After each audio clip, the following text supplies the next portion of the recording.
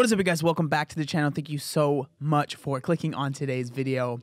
So today we're going to be talking about a post that I have gotten quite a few people sending me in my DMs hoping that I would kind of react and share my opinion on it. Now, this post is coming from Sofie Hagen, and she actually, it's kind of strange because I went to go find her on Twitter. That's where people were sending me the post, and then also on my Instagram, and she seems to have blocked both of those, so I had to go on another Instagram that I have to be able to see this post. I bring that up because it's just strange to me because I've never spoken to this person individually. We've never had a conversation, and honestly, I would love to be able to have a conversation, right? So if Sofie sees this video, I would love for you to message me and we can have a conversation. I'm not here to attack you. I'm not here, that's not the type of videos that I make. And so when I see someone has blocked me, I really feel like they've missed what I'm trying to say in these videos, because I feel like the people that watch, you guys that watch these videos, understand I'm not coming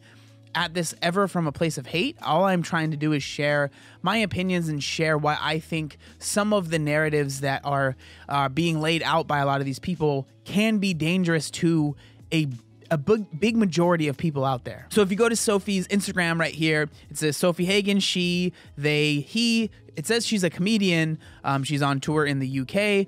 And then it says most influential influencer on the internet 2019 and 2020, author of Happy Fat and host of Made of Human podcast. So first and foremost, I think it shows, when you see someone that has stuff like that in their bio and stuff like that, obviously she has an agenda, right? And there's nothing wrong with that. I think everyone has an agenda, right? I have my own agenda, but she obviously is very sold into this whole health at every size movement, and she's very into it, and it's showing that she is obviously making money off of this. She's going on tour, she's selling a book, so she has a dog in the race, or is it a horse in the race? Whatever, you know what I mean. But the post in question, the one that was sent to me a ton, is this one right here. As you can see, she's taking a picture showing her belly, and in the caption it says, "Happy #World Obesity Day. We are changing the narrative. Listen up. Today is World Obesity Day, which is a fat-phobic day where the focus is on how to cure the disease that is fatness. Fatness is not an illness, and it does not need a cure.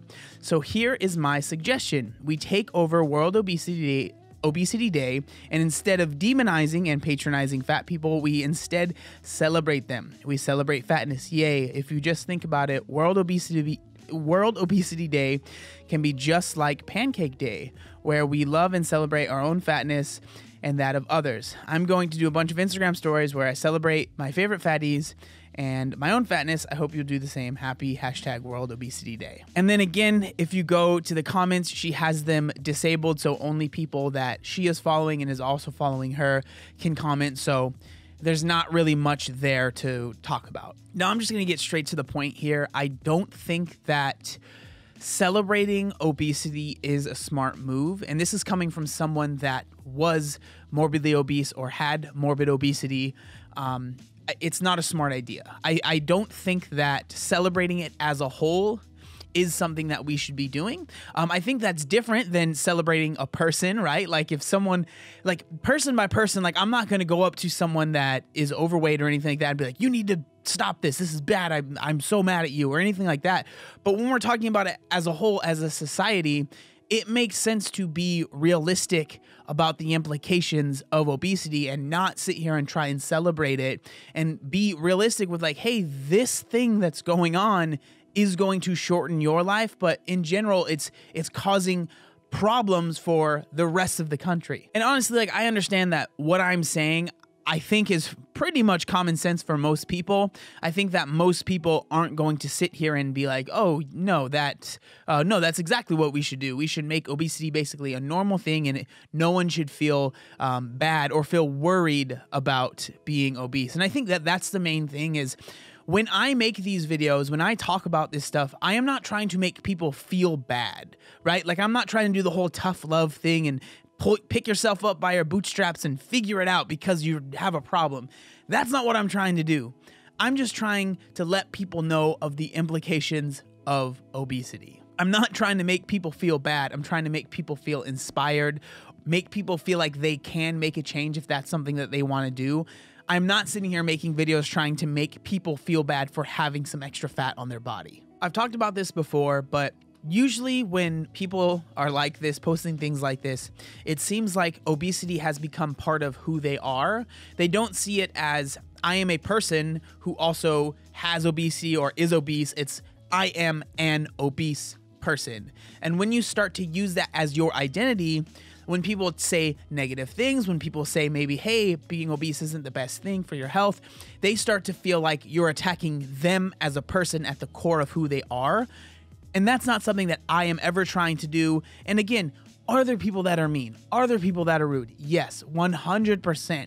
But just because someone is saying that being obese or having obesity isn't healthy, that doesn't make them one of those people. So again, like I said, I don't have anything against Sofie. Again, if you're watching this, seriously, it would be so cool to sit down and have a conversation. I promise I wouldn't try and back you into a corner or anything like that. I would just love to have a conversation so both of us can share our points of view and the people that are watching can see both points of view, because I think out of everyone, I'm one of the people that is not trying to attack you. I know where you come from. I was bigger than you are right now. Like, I've been there, and I don't have anything against you. I don't have anything against the people that you align yourself with. Like, I don't hate you. I don't think you're a bad person. I don't think you're disgusting. I don't think anything negative about who you are as a person, but I do very much so disagree with some of your points of view. And there's nothing wrong with that, and I'm sure you feel the same way about me.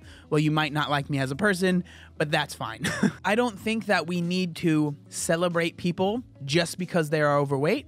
And I also don't think we need to celebrate people just because they are fit or celebrate people just because they are skinny. There is a lot more that goes into a person other than their weight.